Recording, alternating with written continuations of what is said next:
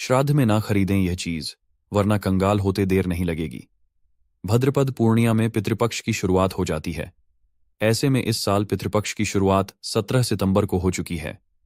पितृपक्ष के दौरान अपने पूर्वजों को याद किया जाता है और उन्हें प्रसन्न करने के लिए श्राद्ध और दान पुण्य जैसे कर्म भी किए जाते हैं। पितृपक्ष के दौरान हमारे पूर्वज हमें आशीर्वाद देने के लिए धरती पर आते हैं, इसलिए हमें इस दौरान कोई भी बद्धा शुभ कार्य नहीं करना चाहिए। पितृपक्ष एक ऐसा महीना है जिस महीने में कोई भी शुभ कार्य नहीं किया जाता है। इस साल पितृपक्ष का आरंभ 17 सितंबर को हो चुका है और इसका समापन 2 अक्टूबर को होगा।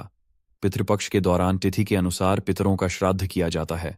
साथ ही जिन पूर्वजों के मृत्यु की तिथि का आपको ज्ञात नहीं होता है, उनका श्राद्ध सर्वपीयी अमावस्या के दिन किया जाता है। पितृपक्ष के दौरान हमारे लिए कुछ नियमों का पालन करना बहुत ही जरूरी होता है। जैसे इस दौरान आपको अपनी दाढ़ी भूलकर भी नहीं कटवानी चाहिए। बड़े बुजुर्गों से बहसबाजी भी नहीं करनी चाहिए। इसी के साथ कुछ ऐसी वस्तुएं भी हैं जिनको खरीदना पितृपक्ष के दौरान वर्जित माना गया है। ऐसा माना जाता है हिंदू परंपराएं जीवन के महत्वपूर्ण निर्णय या फिर खरीदारी करते समय मुहूर्त के महत्व पर जोर देते हैं।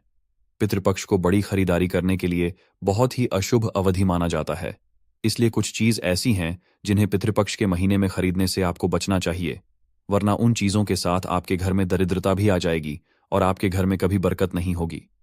कई बार लोग जाने अनजाने में यह चीज पितृपक्ष के महीने में खरीद लेते हैं, जिसके बाद उन्हें इसका बहुत बड़ा अंजाम भुगतना पड़ता है और अपने जीवन में कई परेशानियों और संकटों का सामना भी करना पड़ता है।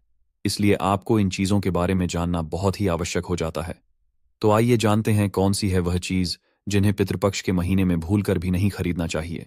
लेकिन उससे पहले अगर आप भी चाहते हैं कि आपके पूर्वजों का आशीर्वाद आपके ऊपर सदैव बना रहे, तो इस वीडियो को एक लाइक करके आपके अपने चैनल द राधे वॉइस को सब्सक्राइब कर लें और कमेंट बॉक्स में जय लक्ष्मी माता लिखकर अपनी हाजिरी अवश्य लगाएं। नंबर 1। दोस्तों, श्राद्ध के महीने में आपको नमक ना ही किसी और से मांग कर लेना चाहिए और ना ही किसी को अपने घर का नमक देना चाहिए और ना ही नमक को खरीदना चाहिए। श्राद्ध शुरू होने से पहले ही आपको नमक को खरीद लेना है। इस अवधि में नमक खरीदने से बहुत सारी समस्याएं और संकट आपके घर आ सकती हैं। साथ ही ऐसा करने से आपके पितृ नाराज हो सकते हैं। पितृपक्ष के दौरान सफेद नमक के दान का बहुत महत्व है। सफेद नमक के दान करने से आपके पितृ आपसे प्रसन्न होंगे और आपकी कुंडली से पितृदोष शांत हो जाएगा। नंबर 2। सनातन धर्म में झाड़ू का संबंध माता लक्ष्मी बताया गया है। ऐसे में पितृपक्ष के दौरान आपको झाड़ू को भी नहीं खरीदना चाहिए, वरना आपको कई तरह की समस्याओं का सामना भी करना पड़ सकता है। खासकर आपकी आर्थिक स्थिति पर भी इसका बहुत बुरा प्रभाव देखने को मिलेगा। इसलिए श्राद्ध के दौरान आपको झाड़ू गलती से भी नहीं खरीदनी है। नंबर 3। अगर आप श्राद्ध के दौरान सरसों का तेल खरीदते हैं, आओ आपको बता दें, इससे पितरों के साथ आपसे शनिदेव भी कुपित हो जाते हैं। दोस्तों, ऐसा माना जाता है इस हफ्ते में अगर आप सरसों का तेल खरीदते हैं तो आपको आपके पितरों के साथ साथ शनिदेव के भी क्रोध का सामना करना पड़ सकता है। इसलिए गलती से भी पितृपक्ष के दौरान आपको सरसों के तेल को नहीं खरीदना है। इसको भी पितृपक्ष शुरू होने से पहले ही खरीदकर आपको अपने घर में रख लेना है। नंबर 4। पितृपक्ष के 15 से 16 दिनों में आपको वाहन और भूमि भवन खरीदने से भी बचना चाहिए। अगर आप गलती से ऐसा कर देते हैं तो गंभीर परिणाम आपको अपने जीवन में भुगतने पड़ सकते हैं। इस दौरान अगर आप किसी भूमि या फिर वहां की खरीदारी करते हैं तो आपको बहुत भारी नुकसान भी उठाना पड़ सकता है। साथ ही ऐसा करने से आपके पूर्वज आपसे नाराज हो जाते हैं, जिसकी वजह से आपके घर की बरकत और सुख समृद्धि नष्ट हो जाती है। नंबर 5। पितृपक्ष के दौरान लोग आमतौर पर नए नए वस्त्र और आभूषण खरीदने रहते हैं, लेकिन आपको बता दें, पितृपक्ष के दौरान आपको नए वस्त्र भी नहीं खरीदना चाहिए, क्योंकि इस समय हम अपने पितरों को याद करते हैं। ऐसे में हमें एक सादा सात्विक जीवन जीना चाहिए, या अभी उसका और विलासिता की चीजों को खरीदने का बिल्कुल भी नहीं होता है। अगर पितृपक्ष के महीने में वस्त्र खरीदने हैं तो यह बहुत ही अशुभ माना जाता है। ऐसा करने से उसे वस्त्र के साथ आपके घर में शोक और उदासी आ जाती है और आपके घर से खुशियां चली जाती हैं।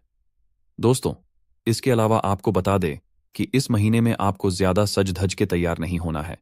इस महीने में आप जितना हो सके सादा जीवन जिए। इस दौरान आपको नए कपड़े या फिर नई आभूषण खरीदने से बचना चाहिए। नंबर 6। पितृपक्ष के दौरान आपको नया वाहन खरीदने बचना चाहिए। पितृपक्ष के दौरान अगर आप वाहन खरीदने हैं तो आपको वहां दोष भी लग सकता है, जिसकी वजह से आपके साथ बार बार दुर्घटना भी हो सकती है। पितृपक्ष का महीना मृतक की शोकपूर्ण याद के रूप में मनाया जाता है। इसलिए इस महीने में नया वाहन या फिर कोई बड़ी संपत्ति खरीदने से बचना चाहिए, वरना आपको आपकी जानहानि की भी संभावनाएं रहती हैं। नंबर 7, पितृपक्ष के दौरान आपको कोई भी संपत्ति, भूमि, यहां तक कि एक नया घर खरीदना भी आपके लिए बहुत ही अमंगलकारी साबित हो सकता है। श्राद्ध के दौरान किया गया कोई भी नया अधिग्रहण आपके जीवन में नकारात्मक ऊर्जा से भर देगा, जो कि आपके जीवन को दुख और शोक में डाल देगा।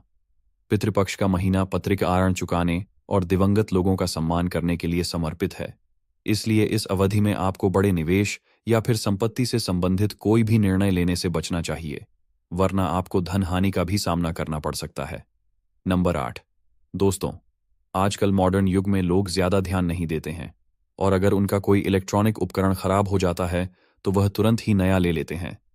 लेकिन आपको बता दें, पितृपक्ष के इस महीने में आपको इलेक्ट्रॉनिक उपकरण जैसे रेफ्रिजरेटर और टेलीविजन, मोबाइल फोन, लैपटॉप जैसी चीज भूलकर भी नहीं खरीदनी चाहिए, वरना आपको अपने जीवन में गंभीर समस्याओं का सामना भी करना पड़ सकता है और आपके घर में उदासी का माहौल छा जाएगा। नंबर 9, पितृपक्ष के दौरान आपको अपने घर के लिए कोई भी नया फर्नीचर, सजावटी सामान या फिर घर के माहौल को बेहतर बनाने वाली कोई भी चीज नहीं खरीदनी चाहिए। ऐसा माना जाता है कि अगर आप पितृपक्ष की इस अवधि के दौरान आराम या फिर सौंदर्य करने वाली किसी भी चीज का निर्माण करवाते हैं या फिर उसे अपने घर में लेकर आते हैं, तो यह आपके घर के और आपके परिवार के दुर्भाग्य का कारण बन सकती है। इसके साथ आपके घर में दलितता और बुरी शक्तियों का वास भी हो सकता है। दोस्तों, यह तो थी वह चीज जिनको आपको पितृपक्ष के महीने में खरीदने से बचना चाहिए। लेकिन चलिए अब बात करते हैं उन चीजों के बारे में जिसे पितृपक्ष में खरीदना बहुत ही शुभ माना जाता है और इन्हें खरीदने से आपके पूर्वज आपसे प्रसन्न होते हैं और आपको सदा सुख समृद्धि का आशीर्वाद देते हैं। नंबर 1, काले तिल। दोस्तों, आपको पितृपक्ष में काले तिल जरूर खरीदना चाहिए। काले तिल को इस महीने में खरीदना बहुत ही शुभ माना जाता है। ऐसे में इन दिनों में अगर आप काले तिल खरीद कर लाते हैं या फिर इसका दान करते हैं तो आपको आपके पितरों का आशीर्वाद मिलता है और आपके पितृ आपसे प्रसन्न होते हैं। पितृपक्ष के इस महीने में अगर आप काला तिल घर में खरीद कर लाते हैं तो आपको आपके जीवन में धन और वृद्धि देखने को मिलेगी। नंबर 2, चावल। दोस्तों, श्राद्ध के महीने में आपको कच्चे चावल का इस्तेमाल जरूर करना है। इन्हें चांदी के समान माना जाता है। ऐसे में पितृपक्ष के इस महीने में चावल घर में खरीद कर लाना बहुत ही शुभ माना जाता है और इससे आपके घर की बरकत में भी वृद्धि होती है। नंबर 3, चमेली का तेल। शास्त्रों के अनुसार अगर आप पितृपक्ष के इस महीने में चमेली के तेल को पितृ को अर्पित करते हैं तो इससे उन्हें तृप्ति मिलती है। ऐसे में पितृपक्ष के दौरान चमेली के तेल को घर में लाना बहुत ही शुभ माना गया है। इससे आपके पितृ आपसे प्रसन्न होंगे और आपको आजीवन खुश रहने का आशीर्वाद देंगे। नंबर 4, नए कपड़े। पितृपक्ष के इस महीने में आपको अपने लिए नए कपड़े खरीदना की मनाही होती है, लेकिन वहीं पितरों के निमित्त के लिए इस दौरान नए कपड़ों को खरीदना शुभ माना गया है, क्योंकि इससे आपके पितरों को तृप्ति मिलती है और वह आपसे प्रसन्न होकर आपके आशीर्वाद देते हैं। लेकिन आपको यह ध्यान रखना है कि इस दौरान खरीदे गए कपड़ों को ब्राह्मणों को दान कर देना है। खुद इसका इस्तेमाल भूल कर भी ना करें। नंबर 5, दोस्तों, पितरों को सफेद फूल को अर्पित करना बहुत ही शुभ बताया गया है। ऐसे में अगर आप श्राद्ध के इस महीने में सफेद फूल लेकर आते हैं और पितरों को अर्पित करते हैं तो आपके घर में सुख, शांति और सादगी हमेशा बनी रहेगी और आपके पितृ आपसे प्रसन्न होंगे और आपके आशीर्वाद देंगे। दोस्तों, यह तमाम जानकारी जन रुचि को ध्यान में रखकर दी जा रही है। वास्तुशास्त्र के उपाय को अपनी आस्था और विश्वास पर आजमाएं। वीडियो का उद्देश्य मात्र आपको बेहतर सलाह देना है। इस संदर्भ में हम किसी भी प्रकार का दावा नहीं करते। अगर आज की यह जानकारी पसंद आई हो तो इस वीडियो को एक लाइक करके आपके अपने चैनल द राधे वॉइस को सब्सक्राइब कर लें और बेल नोटिफिकेशन को ऑन पर सेट जरूर करें। राधे राधे।